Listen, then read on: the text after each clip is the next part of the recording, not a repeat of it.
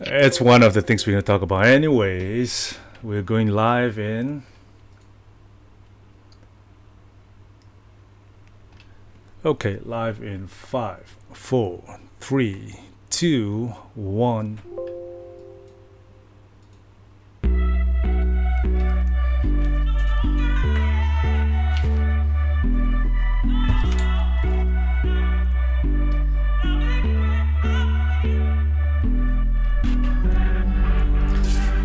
And apa khabar and salam sejahtera. Welcome to the pilot episode of ARMA Malaysia live podcast. This is the first time we're doing this, and it's something that I'm going to try out and see how it takes it up. And it's where we bring exciting as well as hopefully a lot of entertaining stuff. That's where our community have on their minds. Today I have some awesome guests with me. First of all, the first guest that came on board is actually, well, he goes by the name of Jungle. Solidus Jungle, and he's been around playing with ARMA Malaysia for quite a while. In fact, he's one of my, how in Malaysia we call Sifu, who brought me in to give me some tips before I even started and all that. Well, Jungle, say something about yourself. How are you? I'm fine, thank you, thank you, Gadget, for the introduction. My name's actually Solidus Jungle, that is correct. I've been in Malaysia for quite some time, so honestly speaking, 2.5, I guess, most active 2.5 years already. Most of the time I spend my time playing as a normal infantry, and then got into the leadership role, and also join ops, this and that. We're going to touch about that a bit later. And of course, I one of the mission maker previously, and thinking about joining the rank again. Previously, you got to come back, my friend. We've been waiting and we're missing you. I think you go to school, finish it quickly, free time, come do more missions for us. We need more missions like this. But thank you for coming in, Jungle. And I think I have another friend who's supposed to come in, Kabir, waiting for him right now. Apparently, he just texted me, and guess what? He's doing his laundry right now. Jeez, man. So I'm not sure. Well, once he comes in, we'll be having more people on board. But otherwise, Karbe, Jungle, I'm hoping that a few of my other friends going to come join. One of them is Haris, and the other one's MK. Well, there's also another thing that I want to have a shout out today for ARMA Malaysia. We have a birthday boy, and the birthday boy is Jet David, well, aka most of us will know him as Imagine. Happy birthday, Imagine, or we call you Am. Happy birthday. Remember, I just text you and just tell me what you want on your wish list. Maybe for the first pilot of this show, we will give you a wish list from Steam. Choose what you like. It's on us. All right. Happy birthday, my friend. So yeah, what we're going to talk about today. Today I think it's well. First of all, I would say it's a grand opening. It's the episode that we hope to have a great show planned for you. A bit of info, like just now Jungle and I we're talking about a bit of info, how it was started and all that. We're just a small tiny community from Southeast Asia. Many of us has been playing since ARMA 2, not me, but Jungle. You played since when? In ARMA 2, or even way before ARMA 2 Operation Flashpoint? I'll go back to ARMA 2 actually. More to ARMA 2. Back then I played mostly on Wheelstand, and then I discovered it's a bit of not really my taste, because I was hoping that would be very tactical, very strategic. I mean, more to like realistic. Then I discovered military simulator, which is in the short we call it as MILSIM. Then I discovered a wondrous life of MILSIM in ARMA 2 of 15. I joined 15 MEU on the ARMA community, and just for a while dropping by and learned that there is way bigger community on MILSIM actually. So the ARMA 3 came out, and I tried to figure out where is all the MILSIM that may be compatible with me. Unfortunately, I end up going nowhere, only with 15, and turns out that figured out that ARMA Malaysia. Yeah, it's also the time difference. I think is giving everyone a hard time. The MEU is US time, right? That is correct. Basically, their main operations starting around 8 in the morning Monday local time, which is not really that good for me. But I had some experience with them. Quite nice, actually. And guess what? Kabe is online already. Kabe, I don't even have to give you talk power. You have talk power already. Kabe, how are you? I'm good. There he is, the man with the voice. Thanks for joining me. We just did about 2 minutes and we announced to the whole world just now that you were doing your laundry. I'm sorry for that. Okay, thanks, I guess. Well, anyways, like I said, I'm just giving a bit of an introduction of ARMA Malaysia via this, just a pilot episode. So thanks for coming, Kabe and Jungle. And I suppose I'm just explaining a bit of a background of ARMA Malaysia. Like I said, it's a small unit from Southeast Asia. We always strive for authentic gameplays within the community. I suppose this is one of the reason of today's pilot is a debate on what's called a balance between realism and fun. Otherwise, something we will talk a little bit later. But for now, let me just give you a bit of a let me just go through my notes a bit. Here you go. Yeah, I suppose we do host our own game server. We use TeamSpeak for our gameplay, and I suppose ranging from, I would say we reached about 30 players before, right? Yeah, Kabe? Correct. Or 30, I think we reached 40 something at one point once. Damn, 40, that's a lot. I think it's something that is quite interesting. If we reach 40, we can a great play. But otherwise, we also have occasional joint operations. That's why we go up to 40 players with other Asian communities here, which I want to give a bit of shout out, which is a shout out to ARMA Philippines. They call themselves ARMA Philippines. That's it, right? There's no for ARMA Indonesia too. They are known better as Garuda. As ARMA Singapore, I think Team Badger is there. A shout out for ARMA Thailand, ARMA Taiwan, we used to play with them. I think there will be another join up coming up somewhere in October, if I'm not mistaken. Yeah, somewhere around that.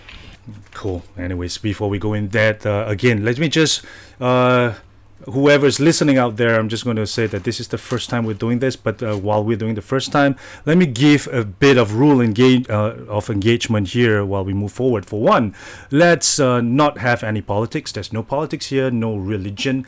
Other than that, no fighting, no biting. Please, no bitch slapping around. Try not to advertise. I suppose mild adult language is fine, right? So fuck yeah. What do you think? Yeah. It's more natural. Yeah, that's what I'm saying. It's like I don't want to read a script. So, I was reading a script from like the start until now. Since I passed the rules and engagement and terms and condition, let's start the show and just talk about it. Right? Today, we're gonna talk about MILSIM versus quote MILSIM unquote. Basically, it's something that we want to talk about the perception of MILSIM. For one, I just want to ask. What do you think? Do military people call it MILSIM or just SIM? What do you think? Would it be? Yeah, let's start with Kabe first. It's kind of redundant, right? For military people calling it MILSIM. I'm not sure about that, but because there are some countries, including Malaysia and the US specifically, they have their own simulator systems. So I guess they will call that SIM, but they definitely won't call it MILSIM. That's what I was thinking.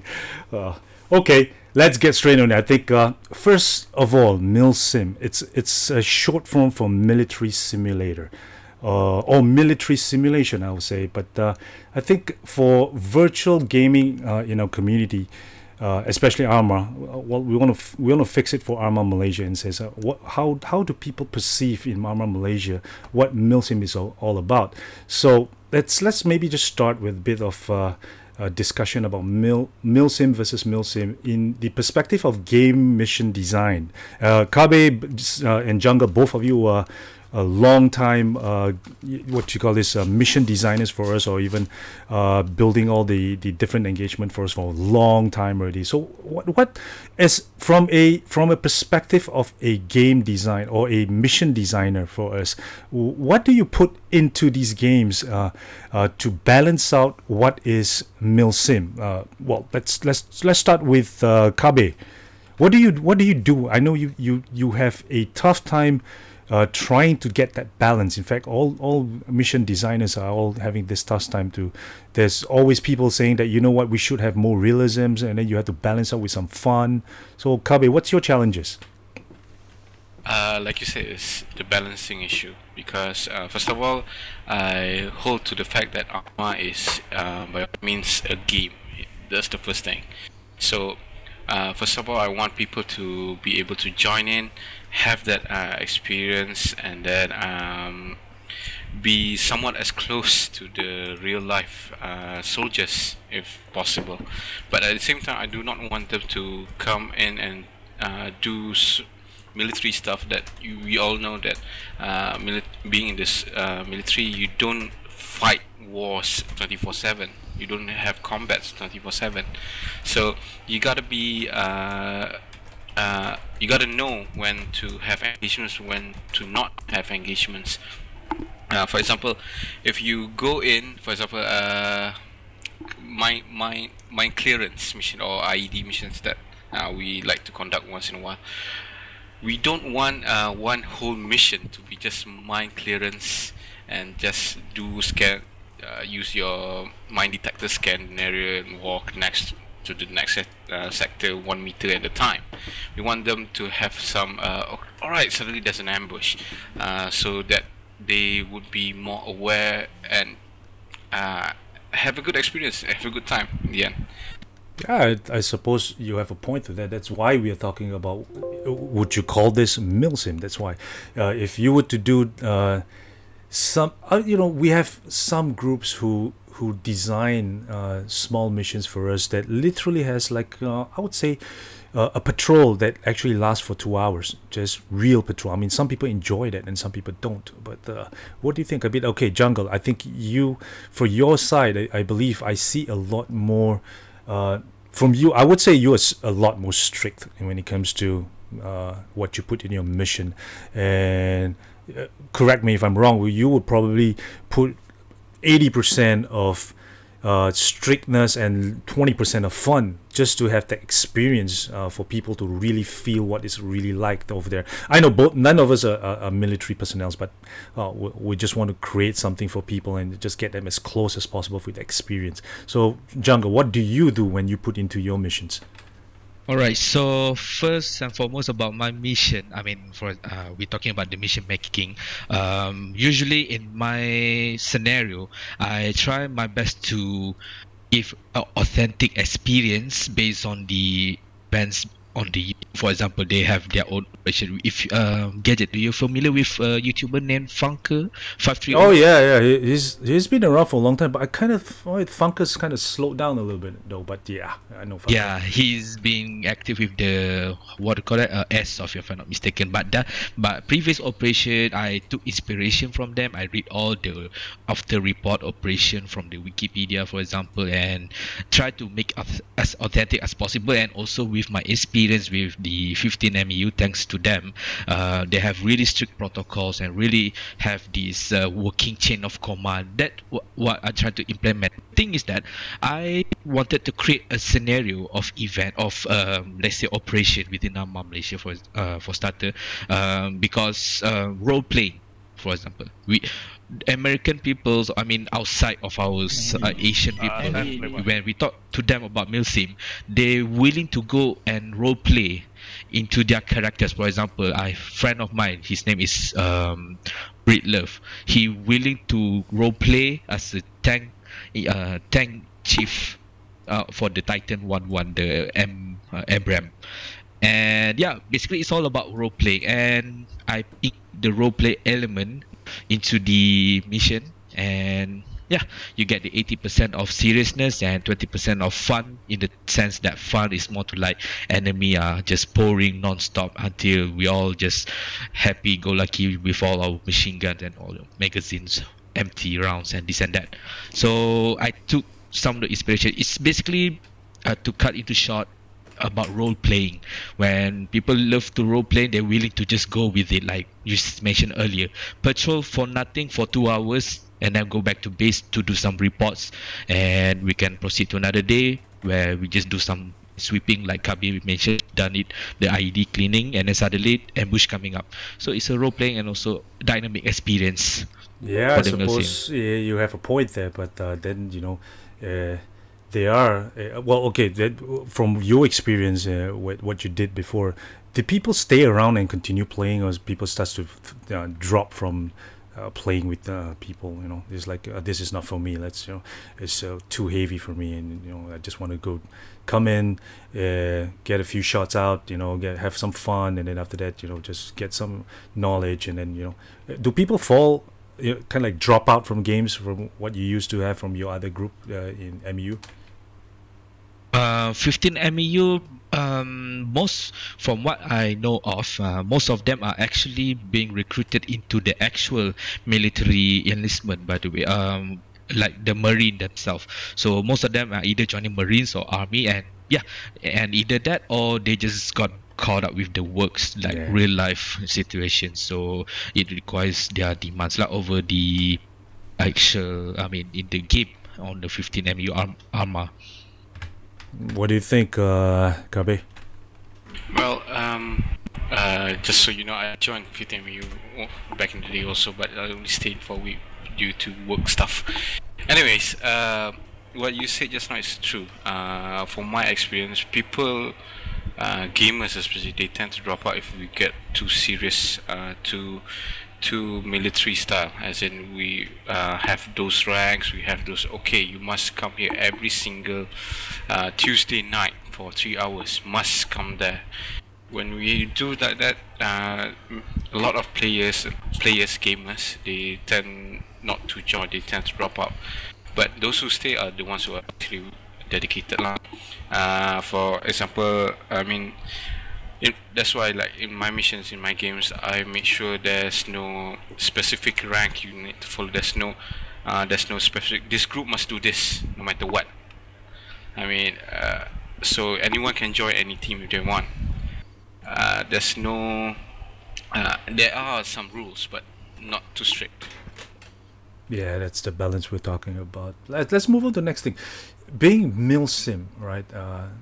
Despite saying, okay, the rules and all the strictness and semi-strictness, whatever it is, there's another thing that always people tend to debate about is the first-person view and third-person view. Well, what do you think? It should MILSIM be stuck on third-person view, which is more realistic, if you ask me. What do you need to? What do you think about that? If first-person and third-person view is in terms of MILSIM, where do we stand? Should we just fix it, or should we open it up as a choice for people to at least move to third-person? Okay, my opinion. Yeah. My personal style, I will go for first person, but you gotta remember there's a lot of people. One main reason that the developers of ARMA, both interactive included, that third person view is because the human eye field of view is very big. I don't know, 170, 180 degrees, I can't remember, but it's large. In a first person view in computer games, it's very small, 60 maybe up to 90. But so it's hard for the human eye to see that small, and that small, like we would say, like it's a hole that you can see through. So if you want to go realistic, go first person. But some people, they can't handle first person. It makes them dizzy. It legit makes them dizzy. So opening up the third person view is one way to solve that. However, when you're third person, you are essentially having a out of body experience, so to speak. So you can see things that should not be seen by your human eye. So that's more a little bit of element of cheating, already, if you say that. Yes, correct. Like you can actually see what's on the other side of the wall.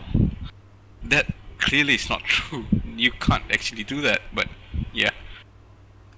What do you think, Jungle? That's precisely, I think, there are a few arguments to say that, okay, you want to be as realistic as possible, but when you go in the third person, you literally could see over a wall. I noticed that, but then again, the balance comes, if you fix it to first person, some people would just throw up, man.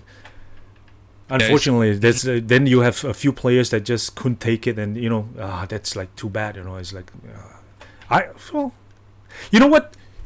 Just a tip, since we're on this topic. I learned something from YouTube, because I was trying to figure out how the hell, because I'm okay with the first person view because I have 3 monitors. I get a better view.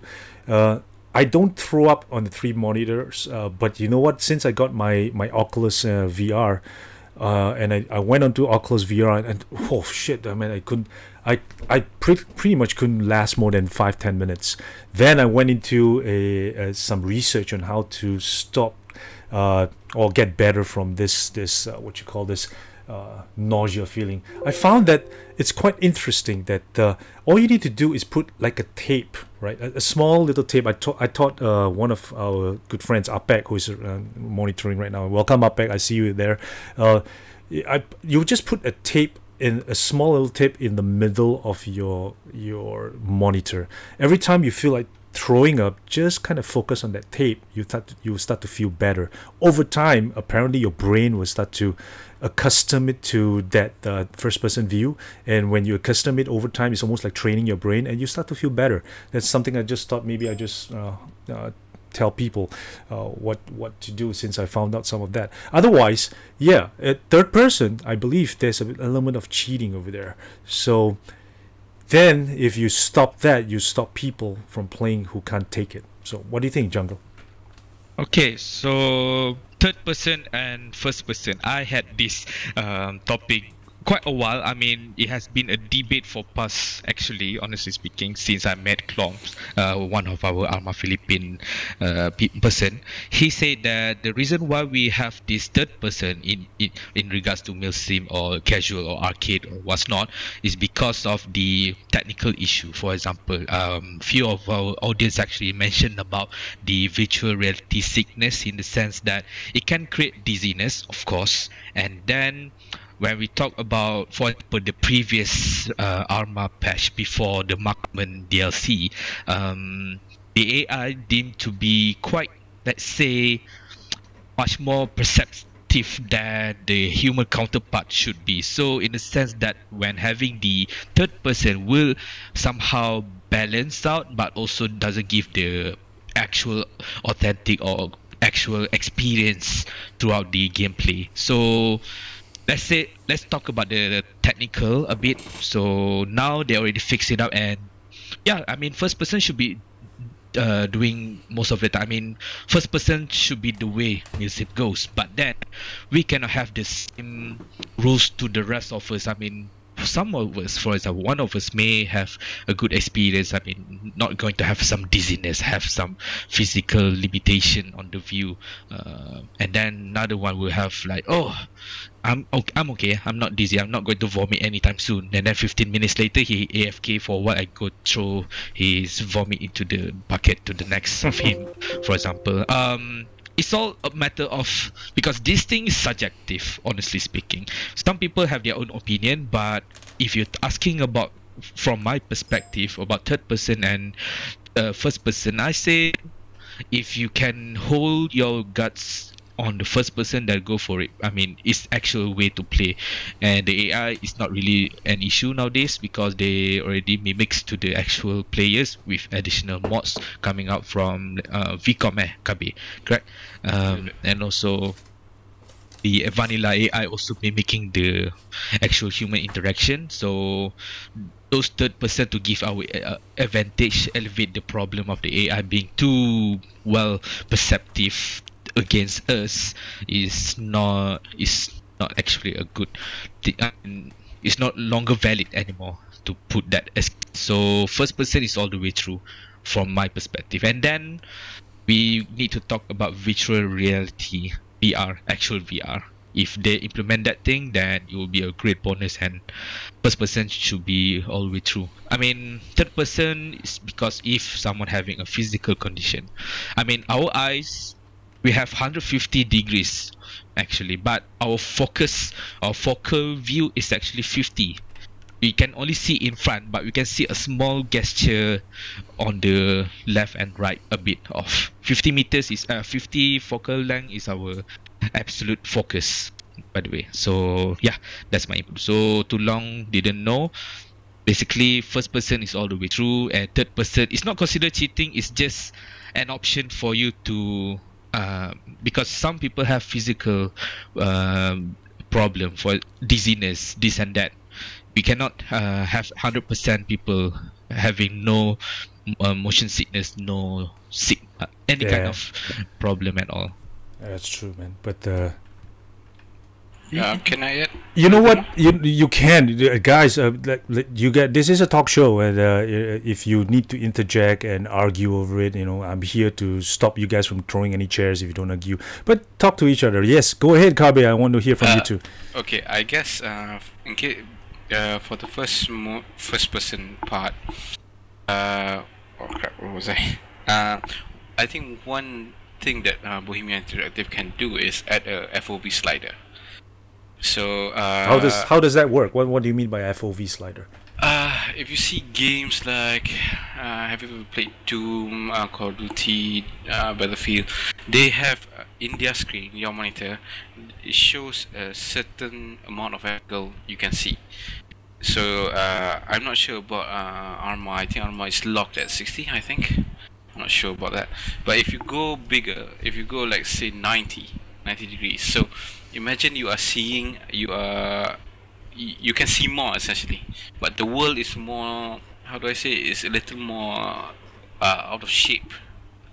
You may cramp into smaller view. I mean, yeah. you have a lot more things you can see in a smaller resolution in your monitor. A lot more things you can see in a single monitor. So that solution can be done, but it could add a little element of cheating, because you're not seeing because for every single person their FOV could be different.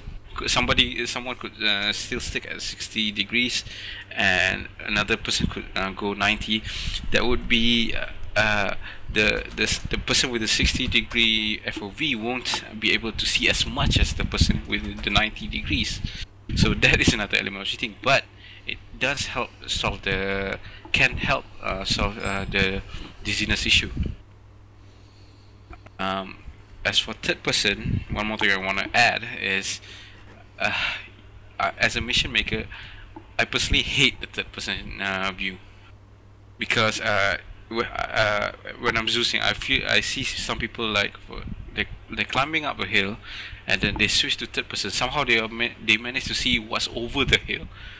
I'm trying to spawn objects, and and AI defenses will build there. They can somehow know, oh, there's a 50 gun policeman there, there's an AA gun over there, without even crossing the hill.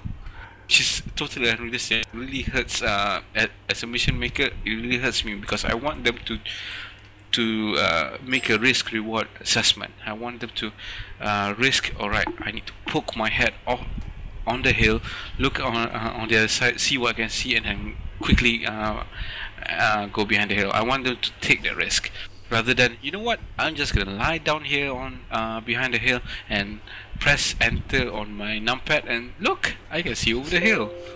That's genuinely just piss the fuck out of you as a mission maker, putting hours into it, and the next thing you know is like just not going the way you want it, right?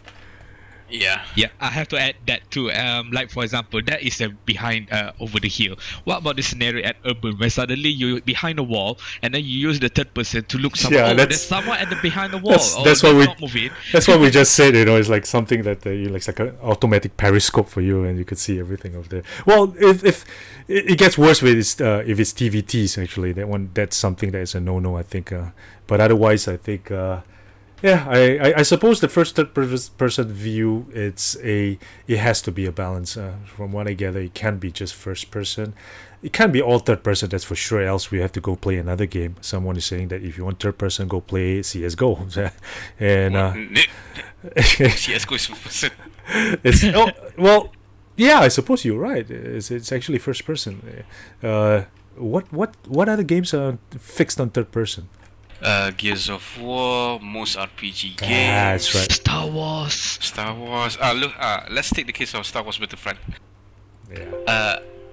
People play it in first person and third person both. They want to switch first person for accuracy, third person for awareness.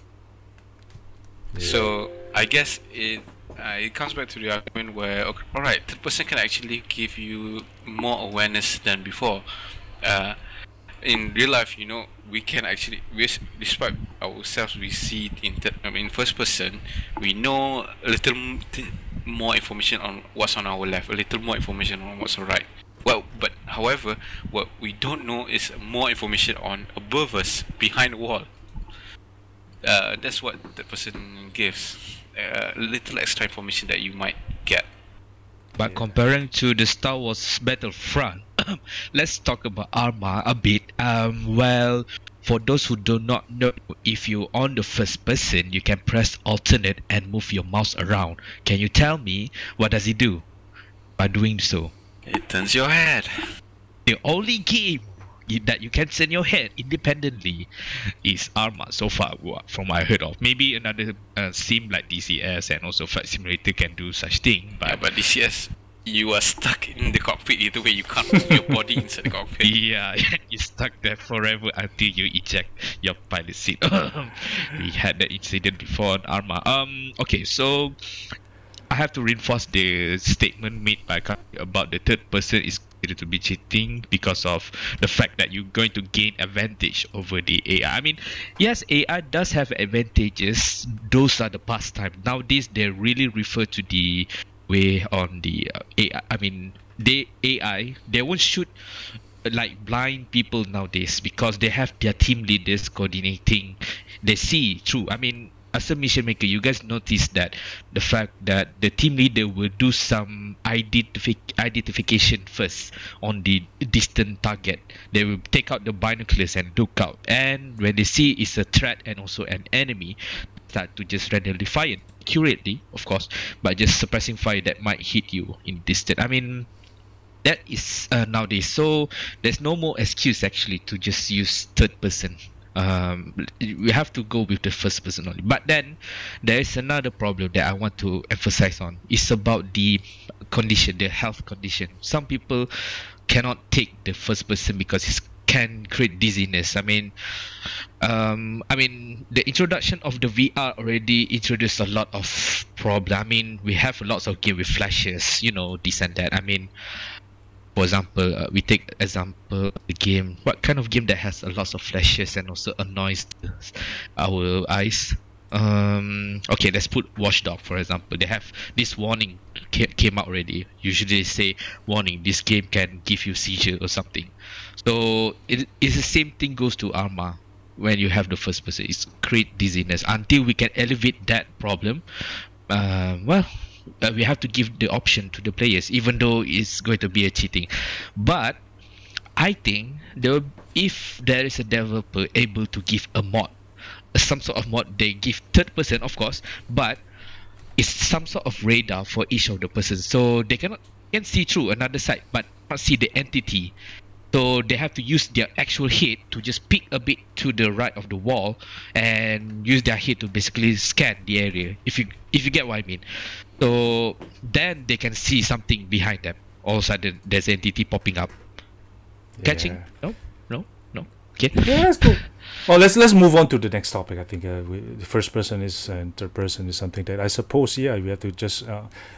You know what? I think. If you ask me, for Armor 3 in Bohemian Interactive, they could come up with something interesting whereby you could fix a option for first enter person for only certain people, and then the rest maybe if you can control it. You know why? Because it would be good for people who just wants to take footage, like if we have a role of a journalist or you know a press a war reporter down there.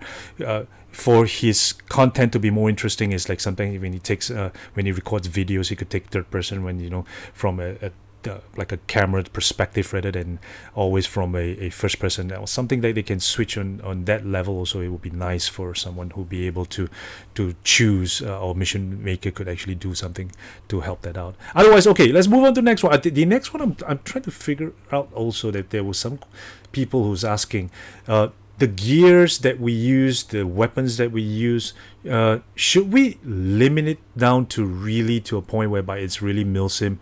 In other words, let's say for real MILSIM, if you go out there really out there, it's ridiculous to carry 20 mags of 5.56 and all that in your vest and your backpack, and run around for like 3 hours and all that. It doesn't make sense for that. But however, in gameplay, how do you balance that side too as mission makers, and also like should we limit that, or should we open it to some sort of a balance whereby we keep a bit of fun there? What do you think? Open up with Kabir. Okay. When I'm mission making, I do not like to see a machine gunning medic with an 84. I've seen that happen. I don't want to. So it totally makes no sense if you're things like machine gunner carrying an 84. Wouldn't that in real life be too heavy for them? That's precisely. So what do you do? I mean, how do we fix this? It totally depends on the purpose of the mission.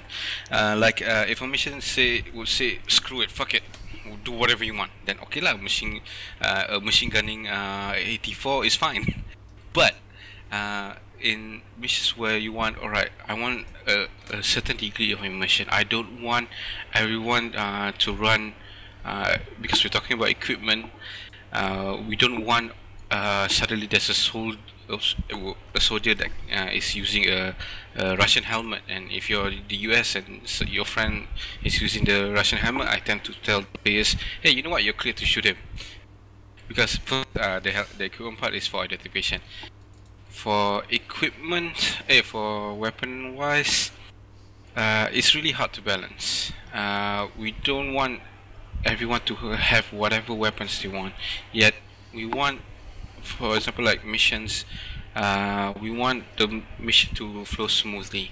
We want not too much logistic, as in how, for example, in the case of Russians versus the US, the US won't have the same caliber weapons as the Russians in all regards. So it means it requires logistic. Yep. So that's where roles are important in terms of resupplies, as well as putting up FOBs up front as one of the mission objectives, and you could just move medical supplies to the FOB. Stuff like that should be something that's interesting to think about, right? Yes, that's very true. One alternative you can do is, instead of Russians versus the US, you can have Russians versus insurgents, where they use these almost similar exact weapons. So the players can just simply pick up the enemy weapon and use it.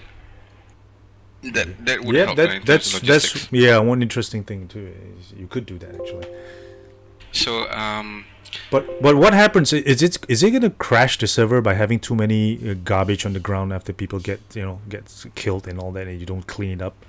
Oh, server-wise, the server doesn't care about that. What you guys should care is the client side, because the client is going to render all those models. The server is just they do not need to render anything. Okay. Jungle, what do you think? Okay, so about equipment wise, should we all get all the high-tech stuff? Well, it depends on the mission scenario. Actually, we have to fall back into the type of operation we're going to participate in. For example, I mean, for sure, for the recon team, or maybe a specs ops, reconnaissance, those kind of unit, they're definitely going to have the high-end gear because of the way they operate. For example, they have really small team. At max, you have about eight men, one squad, for example. So they need to get the force multi-gear by having all the extraordinary gear. Then also, for the infantry, they have each other. They have a lot of a big number of units. So in the sense that they're all going to be basically the force multiplier because of the number of infantry involved in this one theater of war. In terms of equipment, 5.56, 7.62. I mean, Well, I mean, in my mission, I usually encourage people to role play. So within one fire team, for example, we're going to have assistant auto rifleman or maybe ammo bearer, if you notice. So these people will be in charge of handling the weapon, handling the ammo for the rest of the unit. I mean, if you notice, even the rifleman doesn't even earn a bag. They don't have a bag because they need to be as light as possible to mimic the actual scenario in the world where their vests, their armor vests, only have like maximum about 7 magazines on their vest. So if you have more than that, it will be like, that's a lot. Honestly speaking. So I mean, it depends on the mission maker first thing, and then the second one is about how authentic you want to give them, how realistic you can give. You cannot get to this point where becoming like total realistic in which that you're going to die in real world or something. No, we're not going to do that in short time. No, definitely not do that, because by the end of the day, it's a military simulator. It's a simulator to simulate the actual scenario. Then we have to take account with the number of magazine, for example, this and that. So in my sense, I mean, from me perspective, from my opinion about the mission maker wise and also the equipment wise, it's all about the role play. If people agree to join to role play, then they have to face the fact that you guys need to count on the ammo bearer to get the ammo, or you have to go to the vehicle to grab more ammo. For example, you don't load up in the vest a lot of ammo, like 9 to 10, or even some mods who went crazy until 12 to 24. I don't know how they managed to get that through, but yeah, like I said, it's about how you create the mission at first place. You want to make it authentic, or you want to make a bit lenient, a bit casual, so that people won't get scared. We go back to the first part of our topic, which is now about the MILSIM versus apostrophe. So yeah, it depends. But for me, I personally want people to get role play, get people to get into the role play, because it's much more rewarding. You serve as a team to another team, and also help each other. It's all about ARMA is all about teamwork by the end of the day. Yeah, I think you hit the spot there. I think it's all about teamwork, about coordinations, about leadership. Of course, I mean, I think at the end of the day, if there's a role play, there has to be some sort of a structure just to get all those things into play and work together to make it a good game. Because if everyone just jumps in and just just do that, then that I would say there won't be ARMA, right? Otherwise, yeah. Oh yeah, one more thing. Yeah. All right.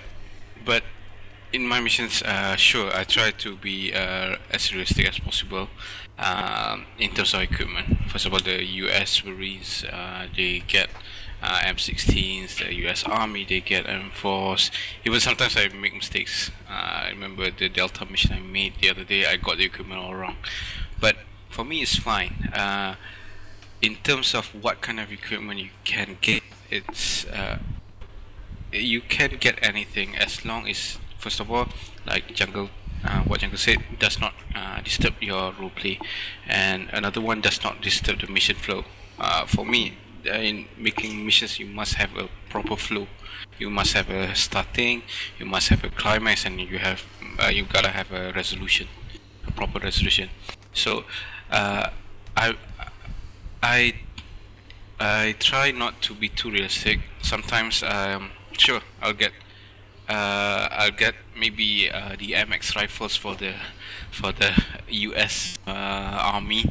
For some reason they have MX rifles, but in terms of equipment, I only consider about logistics and mission flow and some roleplay.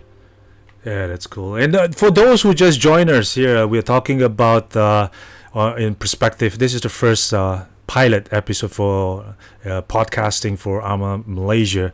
Here we're talking about a topic about MILSIM, open quote, MILSIM versus MILSIM, closing quote, in the sense that where is the balance between hardcore MILSIM and fun and all that. That's for you just join us. We are in discussion with Kabir and Jungle, both our ARMA Malaysia's most favorite mission makers around well, there's not many around actually, but you're still our favorite actually. So yeah, we're talking about that, and now we want to talk a little bit more about something else, which is is ARMA Malaysia going to be something that is where we want to talk about knowledge versus fun? Knowledge means, do people really need to know everything about the military stuff and all that, the things that we use, all the specs of aircrafts and whatever millimeters we use? Do players in ARMA Malaysia need to know all about it versus what the hell, man, let's just have fun? Things like, there's a lot of people who just wants to join ARMA Malaysia. The first time they want to join, the first thing they get is they get so intimidated because they find that it's too hardcore. Some of them thought that they had to study for it and have exams and maybe even get certifications for it. Where do we stand in that in the community of ARMA Malaysia? What do you think? I mean, is that something we want to move towards too, or just kind of leave it as it is right now, as a good balance between fun? What do you think? I would go for leave it as it is, but certain things. Like certifications, sure, I would allow people to try to fly in our missions, but I want them to be kinda not an expert in it, but know much. So certification to fly, for example, it's a great idea. I like that.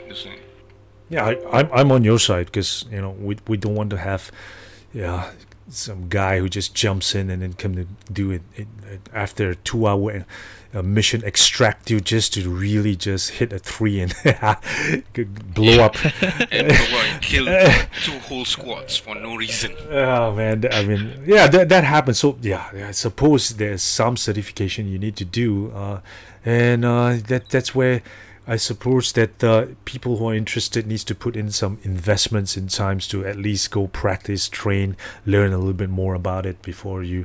I just got a bit of someone chopsticks did write on the chat side of the stream that I'm putting up. It says that he's starting to get PTSD right now over some of his first few missions that he played, but that's funny when you don't get PTSD out of this. But yeah, I mean, I first joined you guys and I wanted to fly. At one time, I remember I was in a MELB, or Little Bird, that picked up 6 of you guys and picked some of you from one AO to a different AO, and somewhere down the line I crashed.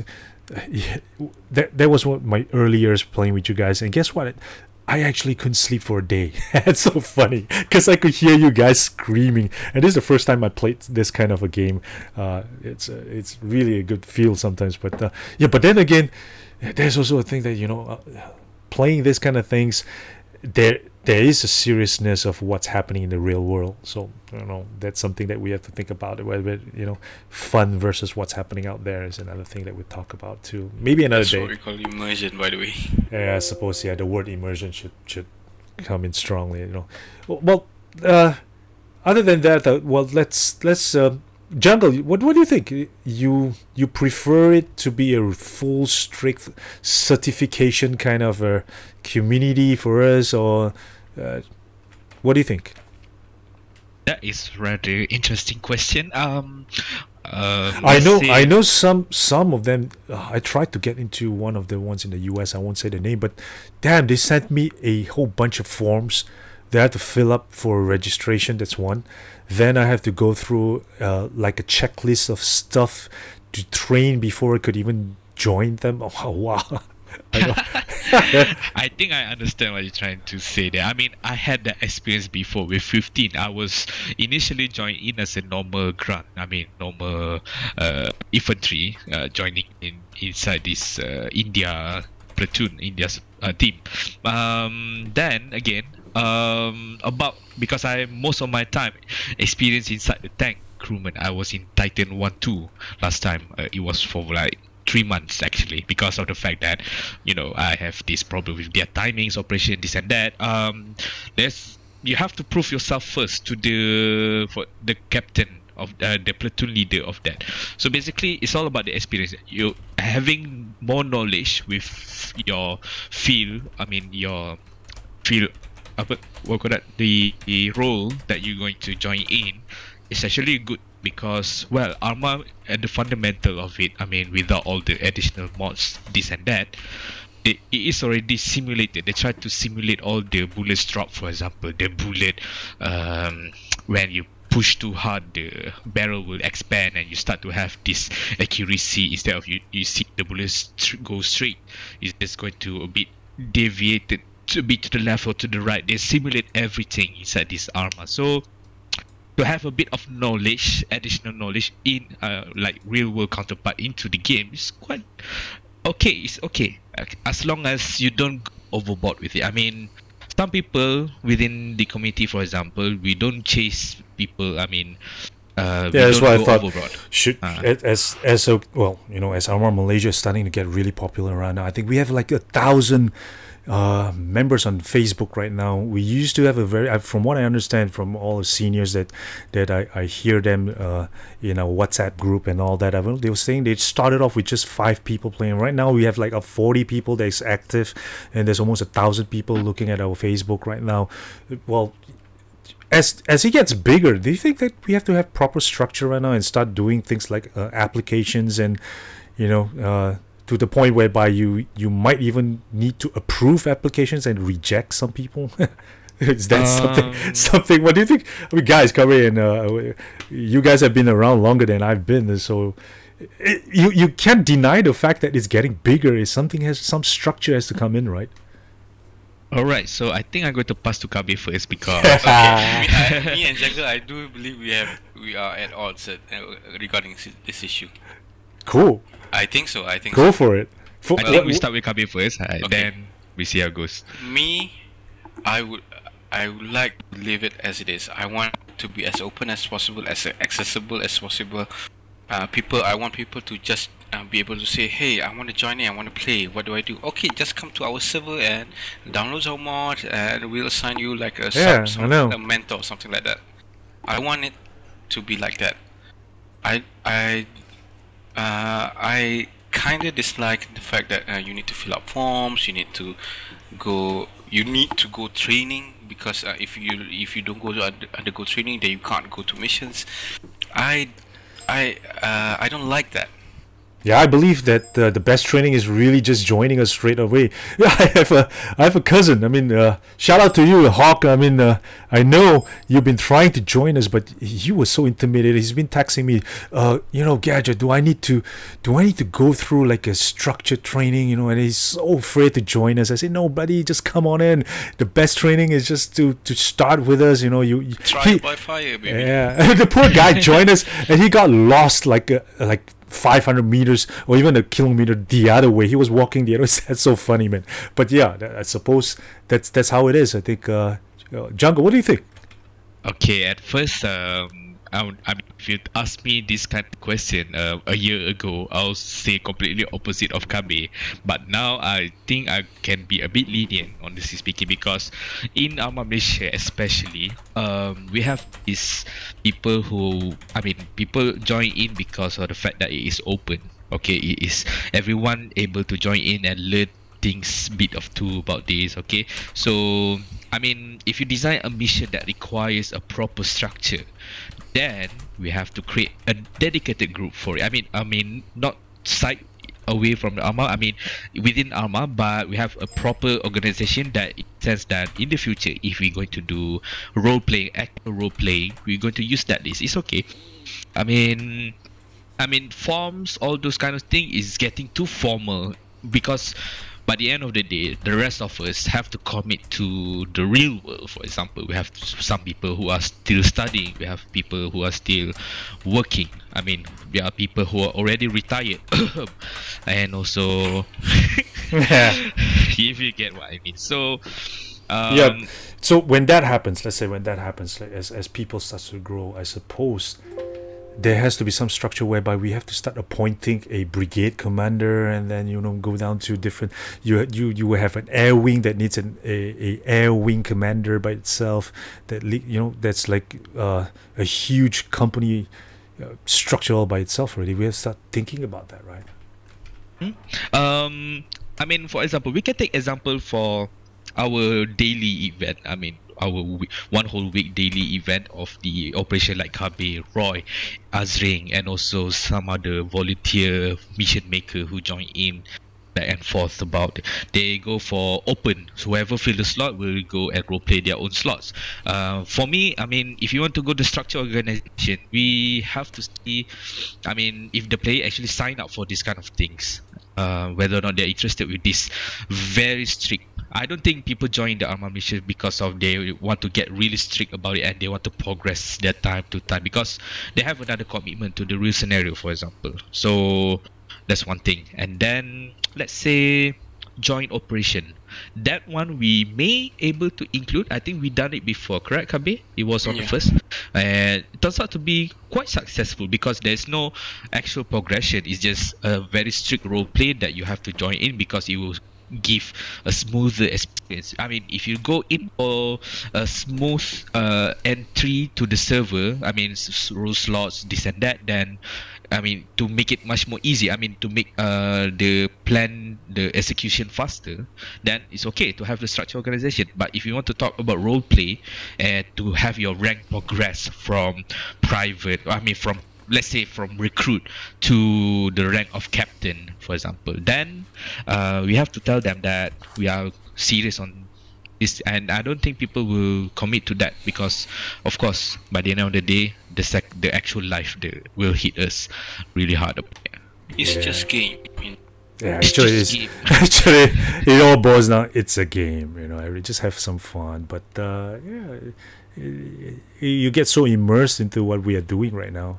People are getting to hear about us more and more, and you start to see more and more from the 1,000 over members that we have on our Facebook right now who's interested. And I would say that all 1,000 people that actually came on our Facebook are all Malaysians, right? There's not all of them. Not all of them. Oh yeah, we have some Philippines, and we have some good friends from Singapore and all that. They're here, yeah. But Southeast Asia, I would say. Yeah, mostly Southeast Asia. Cool, man. Okay, let's talk about something else. Like, okay, again, going back to MILSIM versus MILSIM. There's also like the mission making itself. What would you think about making it to the point whereby games or missions shouldn't be a point where you should even do a helo insertion, shitstorms and all that, winds that is along like 80 kilometers an hour, is a typhoon, and yet we want to go in and insert and do a assault. How about like moving into going into darkness without nods and all that, nods?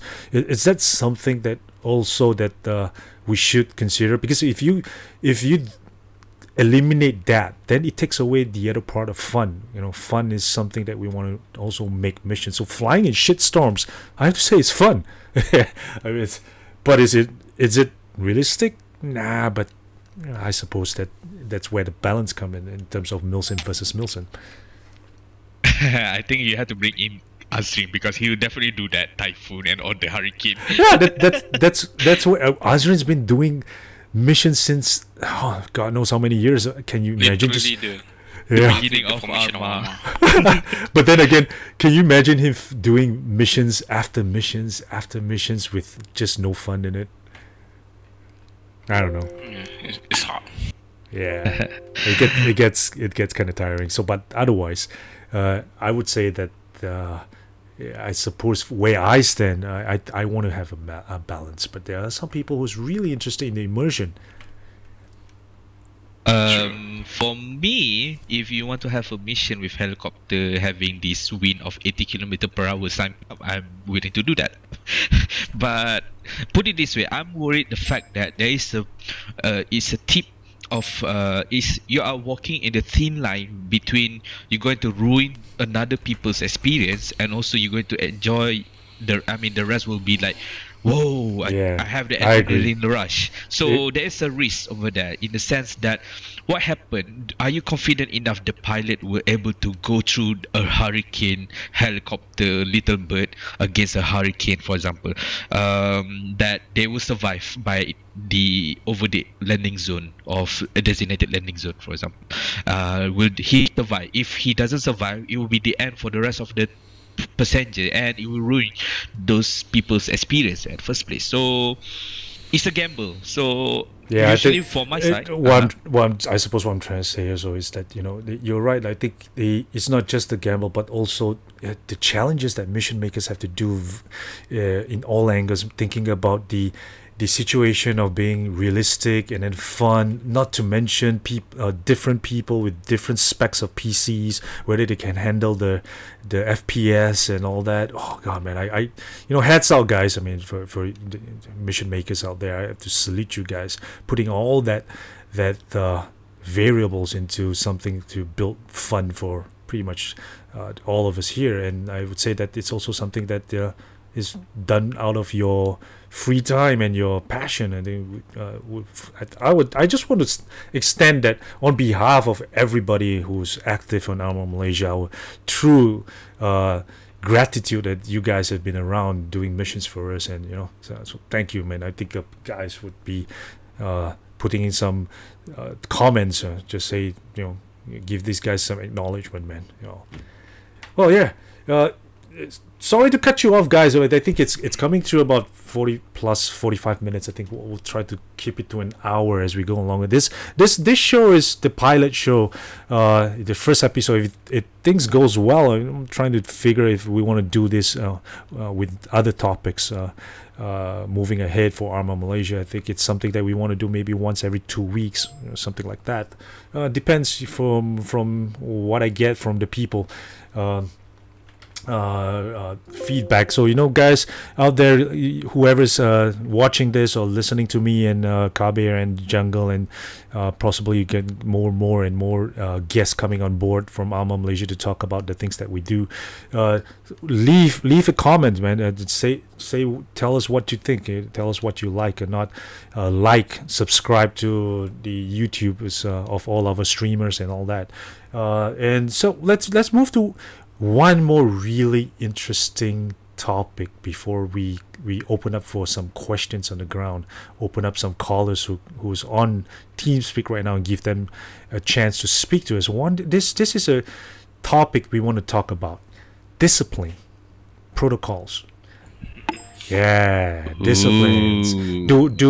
Where do we take discipline? Do we take players to side and ban them or give them a shelling? Do we virtually court-martial them, put them in a virtual brick that they can't play with us for like a week? I don't know. What if this is something that's quite interesting? Discipline. You can't do without it, because we'll have all kinds of people jumping all around and doing stuff. It's like, you know, 90% of the fun will be killed by just 99% of the fun will be killed by 1% of troublemakers. What do you think? Let's start off with Kabi. Okay. Yeah. This is a major problem. I don't think not just in ARMA Malaysia. I would say in every single MILSIM group, ARMA group in the whole world, I would say. Discipline is the main issue, because discipline it would give other players immersion. People who throw grenades when briefing, people who not just throw grenades, when we play around with smoke grenades, especially with the current ACE smoke grenade, where you can actually bring the grenade around during briefings. Other discipline issues like when they logged in, they just simply steal a heli and land at the AO for no reason. Those are the things that really disturbs the immersion of others. So clearly, it's a very important thing to have discipline. I agree. But you can't have too much discipline. You can't have too strict until it's, like you said before, it's no longer fun. The only way that I know of that I can work with is For example, if depending on the mission maker, depending on the admin on the on inside the mission, and other other people who join the mission, depending on the seriousness of the discipline issue, the punishment for that might be varied. It could be no, do not play. You're not allowed to play with us for about a week, a day, something like that. Yeah. So personally, I don't like to ban people. I Yeah, generally don't like to ban people. Neither do, but I suppose yes, for the greater good, someone has to be the bad guy. I suppose Kabe. I feel I feel sorry for you, and I you know what, Azrin, I don't think he gives a shit, man. He just If he's angry, he's angry. Yeah. He can stop. What do you think, Jungle?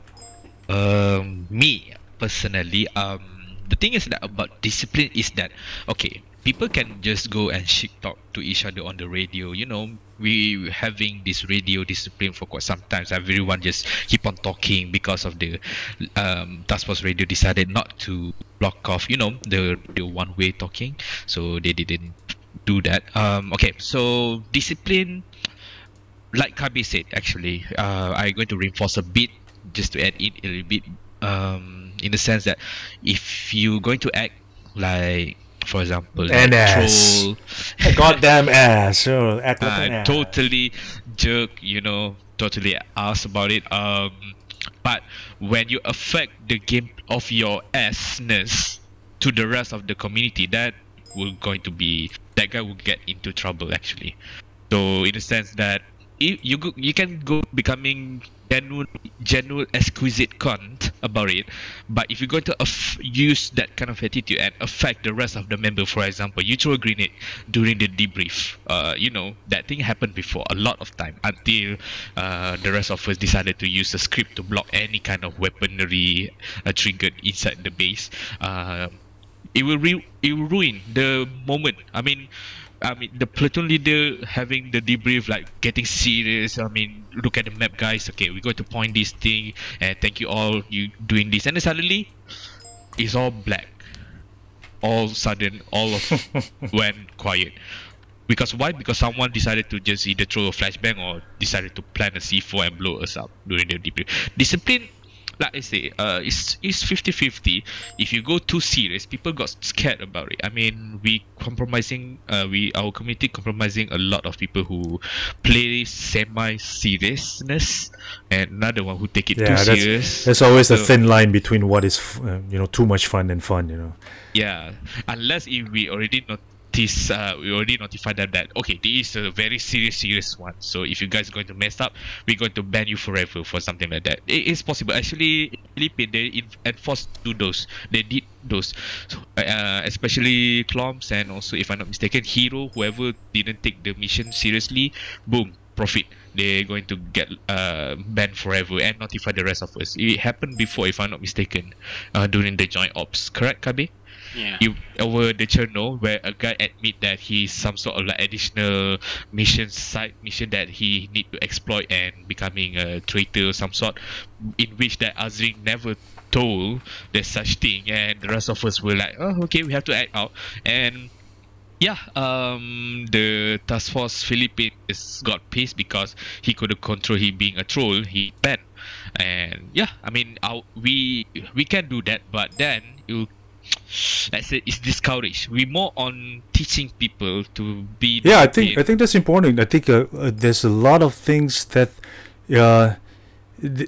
newcomers, you're right, some really younger people. I think one of our things that we could do is to be some sort of a role model. You're right. I think something like that would help new people to come. We have people. We need. I suppose we do have responsibilities and more senior people to give people a bit of a insight about respect. I think there's one that I just got one. Just one moment. I got one good statement from Hawk. I think Hawk's online is viewing the stream, and he actually says, what he says over here. Just let me just pull that out right now.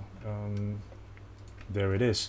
Hawk says discipline is actually respecting other players. I suppose that's just not just about horsing around and fucking around. Just respect other players. You got 40 people playing at the in the game, and some people actually really got some time to get permission from their wives or something, get some time off to spend 2 hours, and then some jackass come and just screws things up. Is I suppose discipline is also about respect, I believe. Yeah.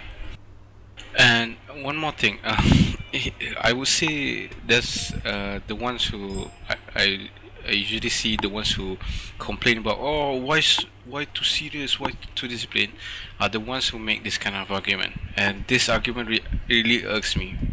Despite I agree with it to a certain extent, the argument is, it's just, why it is guys just need to him. be, Yes. to be serious? Yes, you're right. But my counter argument against that is, true, it's just a game, but it is not that kind of game. And then to add on that, it is a game that involves a real human interaction, in this which that you have to consider another people punya thoughts, feeling. I mean, you having fun trolling people, like blowing things up, but what happened to the another people who try to immerse themselves into the game? And you decide to just screw things up because of your, oh, I'm just having fun here, I just want to troll this and that. I'm like, oh, It's just no. a prank, bro. Just a prank. Yeah, it's like me coming to your house party and take a crap on your sofa and say, hey bro, just keep it cool, it's just a party, right?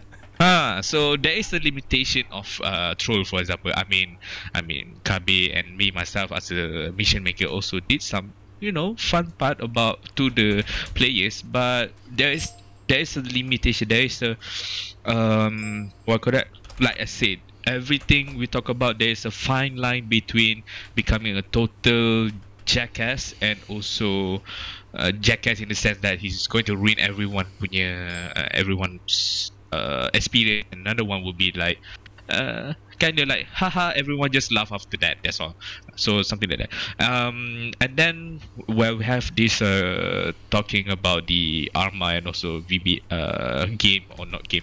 Yes, ARMA on the fundamental level is a game, but then when you sign up with ARMA Malaysia, for example, with ACE, for example, additional mods that we have to mention, Task Force Radio, Shack, that maybe it's not really that immersive if you have Shakhtar, but then you get the idea. You are signing up for seriousness. You are signing up to get the authentic military experience. So we don't consider killing your own members to be simulation authentic. So yeah, that's my point. There is a limitation on being total jackass and also fun jackass. That's cool. Well, I think let's stop here for now. I think it's a great run we had, but what I want to do is open up for some of the guys who are in TeamSpeak right now under this. Oh yeah, you know what? I just learned something new from Jungle. We were trying to figure out that what do you call something that's voice and then at the same time you put up videos on your stream? Is it a podcast? And yeah, Jungle told me it's actually a vodcast, a VOD. So I got to change that name over there. It's not a podcast. It's ARMA Malaysia Live Vodcast is something. I'm going to change it. And cool, man. But let's open up for the guys at who's actually listening in. One of the guys just say he heard vodka, not vodcast. Well, guys, say something. You want to come online, say a few things. What's on your mind, guys? Just type in at the chat area, and I'll just hook you up into the questions. Say something, guys. Happy birthday, Am. You online right now? Should it be Am saying a few words since it's his birthday? Happy birthday, old guy. Happy birthday, you troll medic. I mean, you're a good medic actually. But happy birthday. Woody, say something, Woody. I'm gonna put you online. Woody. Woody. Woody just muted his mic. And fuck you too. Come on, guys. You guys talk all the time when we're in game. You give shit to everybody, and then when I put you online, you just go silent and just like.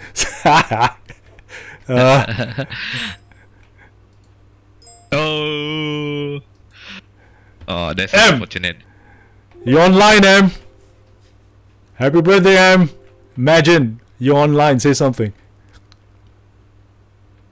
He muted his mic also. Oh, you guys are chicken shit, man. I tell you guys are all. Oh well. Anyways, I think I know who's going to talk a bit. I think I have a question. Who? Spark? Maybe. Cool, Spark. Say something, okay? Just, dude. It's not about English, my friend. We are Malaysians. It's multilingual. Say something. Say something. Say something's comfortable. Yeah, bro. Kita pun Malaysia boleh cakap Melayu pun, betapa, bro. Kejap. I'm putting you online.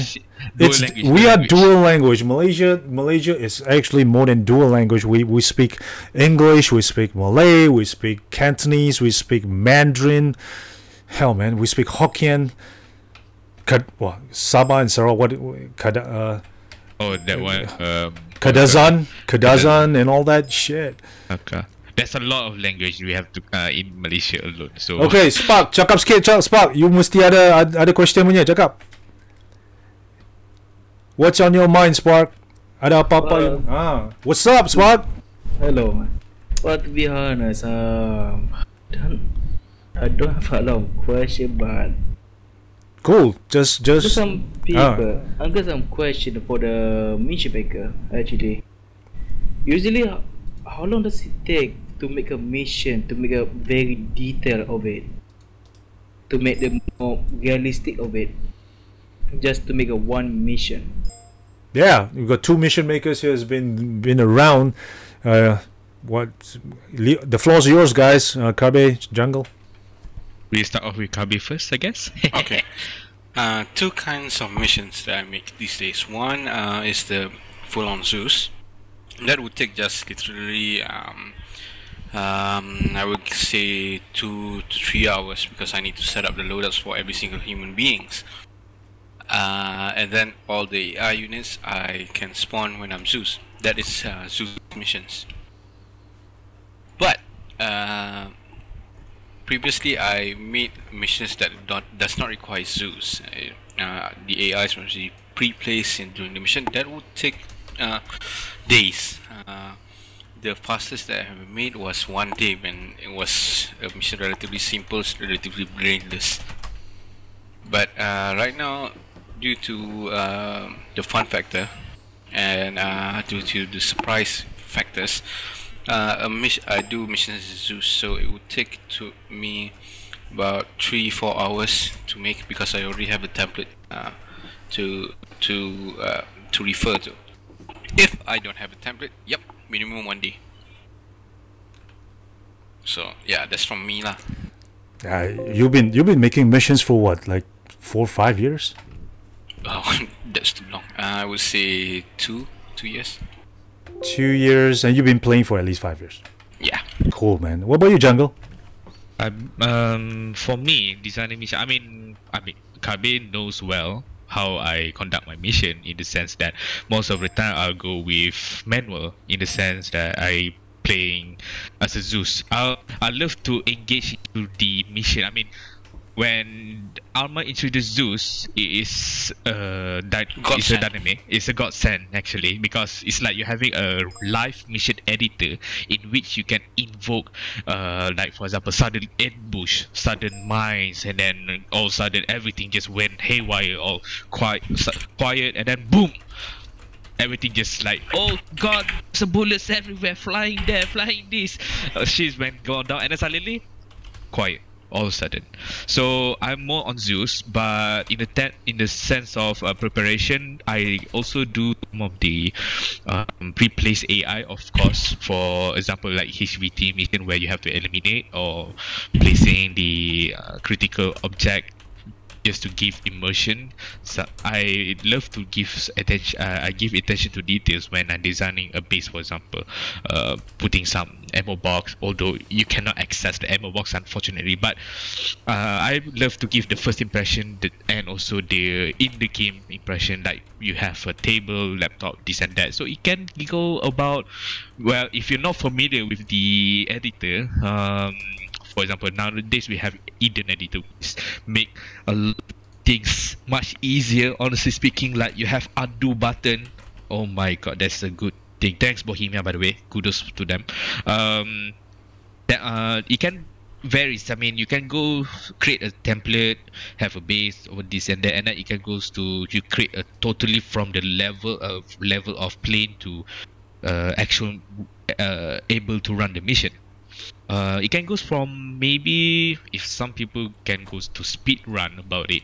It can goes from 16 hours to maybe 2 days, 3 days.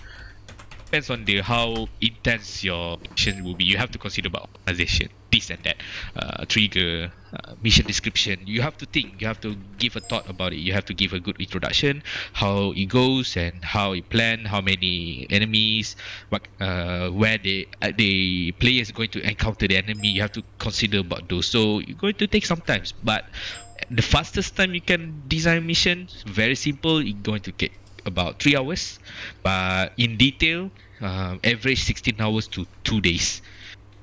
That's a lot of work, dude.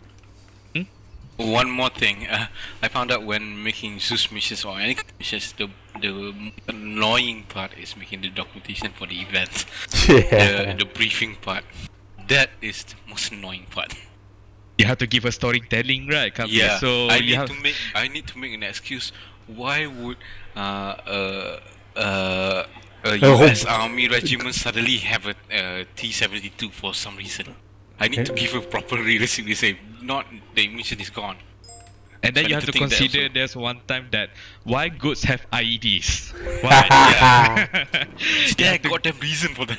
Yeah, you have to give reason to each of the things. So we as a mission maker, Zeus, we have to put those things in consideration to make it as okay. You can go bonkers and getting crazy about it, like going illogical completely. It's okay, but then it's kind of like it's challenge for us to actually provide reasonable excuse to create the mission in the first place, and with the geolocation of the terrain that we pick. So those are the challenge. So it can get from 3 hours because you already got the idea to 16, like I mentioned, 2 days. The top will be actually the longest it was 5 days with Hero. That one during the joint operation. We have to consider about optimization, this and that. So that's for me. My personal record, the longest one I ever made, took about nearly a week, but more than 5 days. Because that was a mission without Zeus. I had to do all the triggers, all the timer. I can't remember what mission is that, but I know it's annoying as hell because the logic to the system is insane. And people just say, "Oh, use script lah." No, scripts. It's not as easy as script, honestly speaking. It's some scripts are reliable than others. You do not want scripts that are tested that you know for could break your mission. So yeah. Yeah, man. Well, cool, man. I think I suppose we ran out of time already. It's coming up to an hour and a half. Well, thanks for. I suppose it's kind of interesting. I want to do this more often, maybe once every 2 weweeks. I think. What do you think, guys? Leave a comment. For every day. Well, We got a question. Middle Finger Rock 77. How about new player that very bad in communication, radio, but have discipline and respect other people? Can he just shut up the whole game, just listen and follow orders? Why not? well, that's always done. All right, Spark. Hey, Spark. Thank you very much for your questions. And also, Spark is one of the junior Zeus, I believe, that's being trained by one of our our members as well, as to come up and help out in the community. And thanks, Spark. See you in the game soon. And yeah, I suppose let's close off the day. My guest, Gabe Jungle, thank you for coming on board today.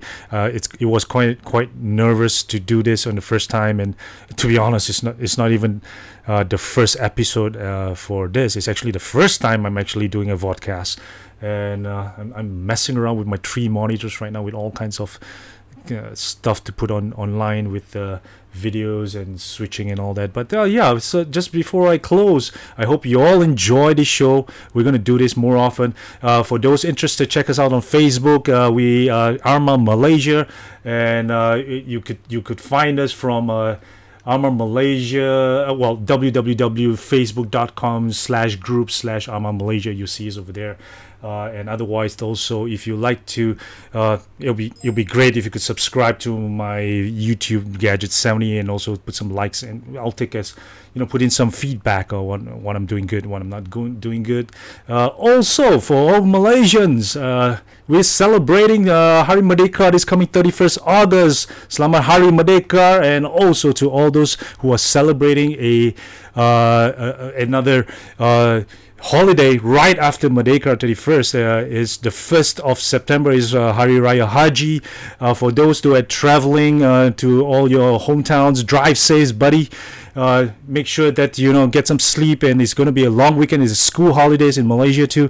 It's going to be hell out there in terms of traffic, but all the best, guys. Drive safe, and yes, Kabe, Jungle, thank you for coming. Seriously, really appreciate it, guys.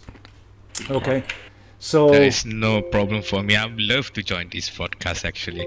So yeah, we have more people coming in soon. So yes, this is Gadget on ARMA Malaysia, and the first episode where MILSIM versus MILSIM, and I think there's so much to cover.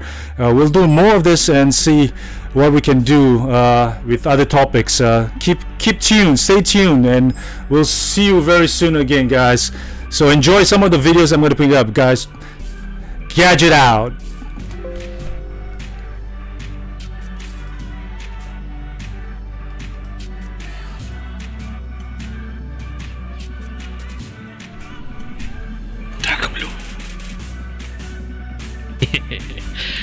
Hello, sure. Nope. We're still online. Cut the feed. Cool, guys. See you later tonight.